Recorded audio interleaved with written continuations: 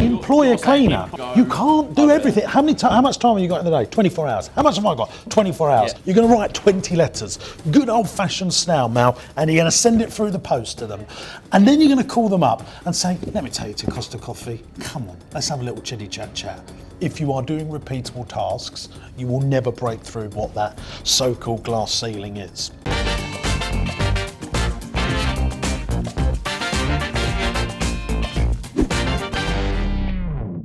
I'm obsessed with only doing leverage tasks, and I want to talk to you about what that is very quickly. So leverage tasks is where you do something and it continues to work forever for you. So what I'm doing right now is an unleveraged task. I'm sitting down with you guys. As much as I enjoy sitting with business owners, and let me tell you now, I really do enjoy it, it's unleveraged. You know, I'm doing the work once and then it never happens again. So the way that I justify doing this stuff is I get Chance along to record it. So these questions and answers that we have, he'll cut that up, chop that up, put that into loads of videos on Linky-Dink, Twitbook and YouTube and stuff like that. And then those videos will continue to work for us forever in the future. And that's how I justify doing this stuff, because, you know, time is precious. So the single biggest difference between okay entrepreneurs, good entrepreneurs, and successful entrepreneurs, or okay businesses, good businesses, and outstandingly successful businesses. The business owner focuses most of his time on leverage tasks, i.e. he's doing stuff that he does once that works for him forever. If you are doing repeatable tasks, you will never break through what that so-called glass ceiling is. You've got to make a decision though. This is the thing that I went through. So I mean, I said, Jason, let me tell you now how many people I have sat with that are going through. And right now, I promise you, we're in the UK going through the dilemma that faces you right now. Can you charge your customers an extra 20%? Have you got to swallow it? Will you just lose the customers? I went through that situation. You have got to decide in your mind's eye whether you want to be a business that just makes wages, which is fine if that's what you want to be, a business that just employs your girlfriend, you work 5 days a week, you get a couple of nice holidays a year, you don't have any real stress, and you build a profitable job. If you want to build a profitable business, and the answer might not be, no, actually I don't want to do that, then you stay as you are. But if you want to build something that's what I call an investment, most businesses are jobs, not investments. And an investment is someone wants to buy something and they want to do it and it generates income without them. Why do people like doing property? Because they see it as an investment. So they're buying that 2-bedroom, that two up, two down house with 2 bedrooms. They're renting it to a family, and it's sort of passive to a certain degree. And now some tenants might change. You might have a boiler break every now and then, but it can be managed by others. Your business at the moment is you live and breathe it and you make everything happen. Therefore, it's a job. It's not an investment. So you've got to go through the 3 stages, from profitable job, profitable business, to an investment that completely works without you, that someone wants to buy or invest in. So you need to decide which of those 3 do you want to do. Now, this is a lot of stress getting to here. Well, the stress is here, actually. It's less stressful. So a profitable business is stressful. A profitable investment is hallelujah time. They're the 3 stages: profitable job, profitable business, a profitable investment. You, and only you, can decide what's your DNA capable. Can you actually say, yeah, I want to have 10 employees, I want to go out and get contracts, I want to be the marketeer of a business, I want to be the business development person of a business and get someone else to run it. So what I would be doing if I was you is I would be getting as much cash together, whether you borrow it from families, get a business loan and employ someone to run the business, and you become the marketeer of the business. You actually just go out there and get customers. And then your life will change.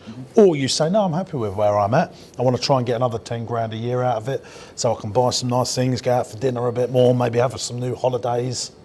Get out of this mindset, like most business owners that are in your predicament, in your situation, that you need to go and get someone that can do the sales and marketing.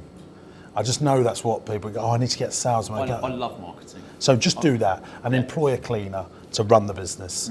Employ someone on 18 to 25 grand a year that is really good, honest, that can go and look after the Grand Hotel, that can go and do all that stuff, so that you focus 80% of your time on growing the business and 20% operating it. Mm-hmm. And if you do that, and especially as you said, I love marketing, you'll fly. Mm-hmm. And when you employ someone and you have that pressure of finding their wages each month, you'll push yourself to do more.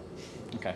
Don't be all this, I've got a virtual assistant, I've got some self-employed people, because you're just relaxing yourself from not pushing yourself. Mm-hmm. I employed my first person at 17. Mm-hmm. By the time I was 21, I had 24 employees. Mm-hmm. That is, you're buying yourself back time. I imagine you're going to be better at most people at marketing because of the great words that you said, I love marketing, mm-hmm. which is great, because obviously there's a natural, I want to do that. Yeah. All the most successful business owners that I ever come across, marketer first, operator second. Yeah. And I'll talk to you about my career. I started off as a kids entertainer. Yeah. Didn't want to go over the VAT threshold. I started an entertainment agency. Mm-hmm. It was a bit easier back then. I did have two. I had sole trader and limited company. Mm-hmm. But that was all swapping time for money business. I just couldn't grow it. And I wanted to get into attractions like what we're in right now. The steps to getting there, I had to do that stuff. But then I started getting a bit more commercial work, and off I went. If employ split it, so employ a cleaner. Employ it, there you go. You can't do everything. How much time have you got in the day? 24 hours. How much have I got? 24 hours. Yeah. How can I be more effective than me? I'll walk you around, mate, if you want to come and see. There is like soldiers everywhere that I pay. And I've done that from day dot. Mm-hmm. You've got to buy in more time. Yeah. What you're doing is low value tasks. Mm-hmm. You're doing what you charge your customer, £25 an hour, you're doing £25 an hour tasks. Whereas if you do the marketing, you're into the £500 an hour tasks, and it changed the business, game changing. Yeah, well, that's most business owners, by the way, yeah. But they just, they're stuck in a rut and they can't see out, and I get that. I've been in those ruts, the last 2 years, even in our size, we've had some really tough situations.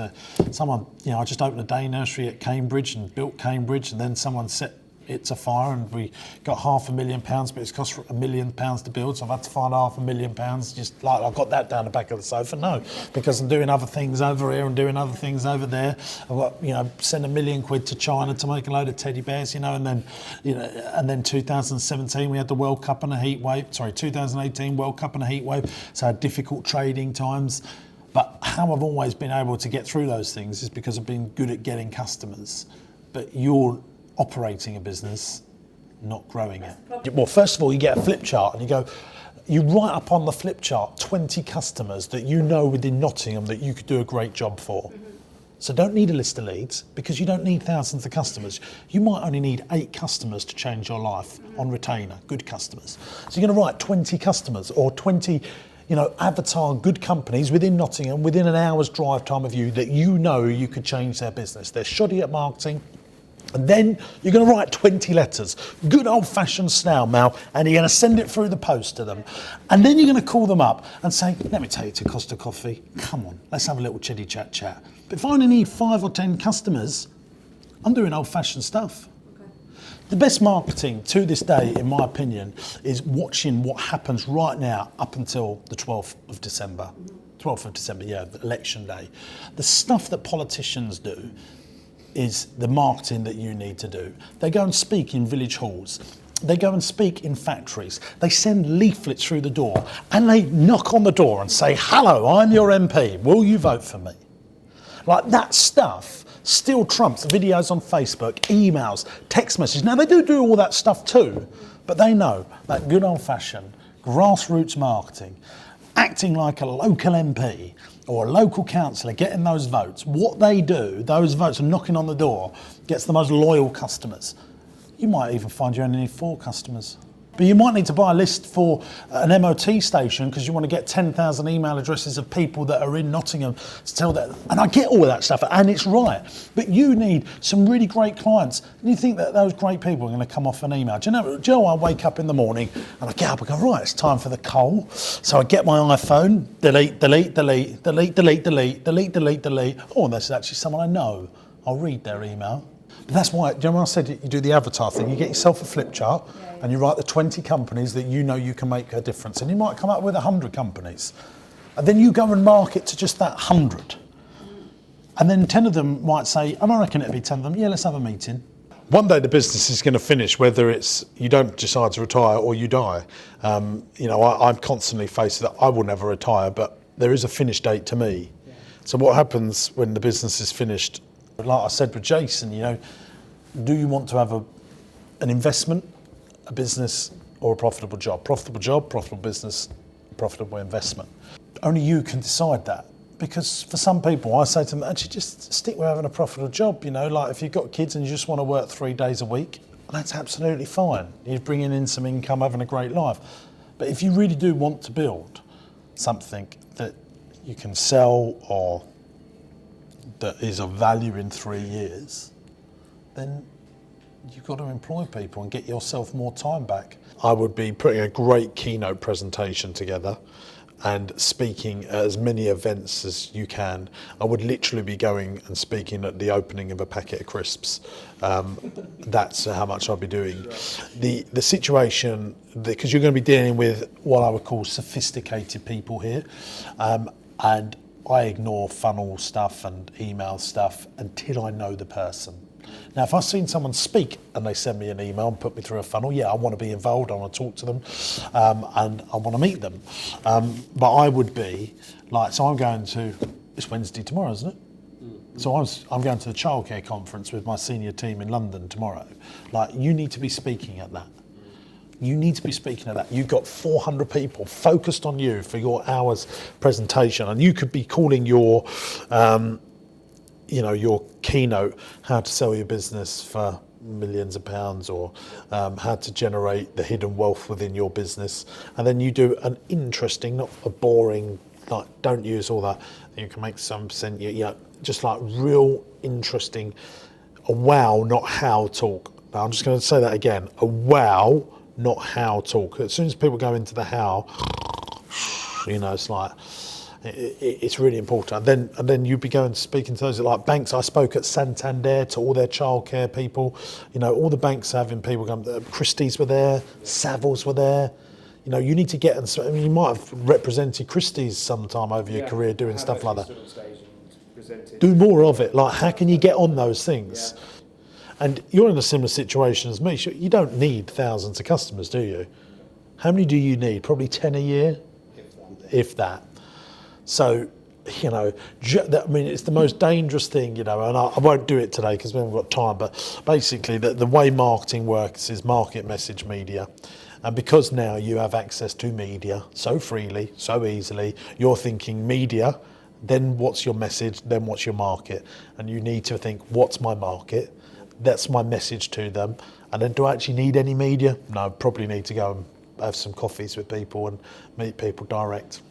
And the media for you could be speaking on stage. So when it comes to, so the Sun newspaper are the masters of wowing you, not howing you, and the Financial Times are the masters of howing you rather than wowing you. Now, don't get me wrong, I love reading the Financial Times, but it's niched down to people that like business, stuff like that. So like a well-performing headline would be this, for example: I lost 7 stone in 6 months eating all the food that I still love. Like, wow,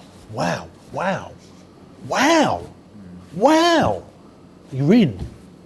There's a famous thing that always goes around the internet saying all the foods that you shouldn't eat to get cancer. And there's a picture of a bunch of bananas. I don't know if anyone's ever been conned into that. And like a couple of times I'm like, I thought bananas were good for you. So you click on it, they're wowing, it is clickbait. And even then, even though I know what they're doing, I'm like, still, whoa, hang on a sec, this is a bit of a wow moment here, and that's, what, Dan Kennedy's the master of it. I mean, that is a Dan Kennedy phrase that I've just whacked out there for you, is he wows you not house you. Yeah. Like, and the Daily Express and the Sun always try and use weather headlines to sell newspapers. So, for example, they know if they put out there, like, and there's a few of it, the UK set to have snowstorms for 2 weeks solid. Like, oh wow, I need to know about this. It's not like it's going to be a bit chilly. There'll be white stuff on the ground. This white stuff is made of cold ice that then turns into, do you see what I mean? Yeah.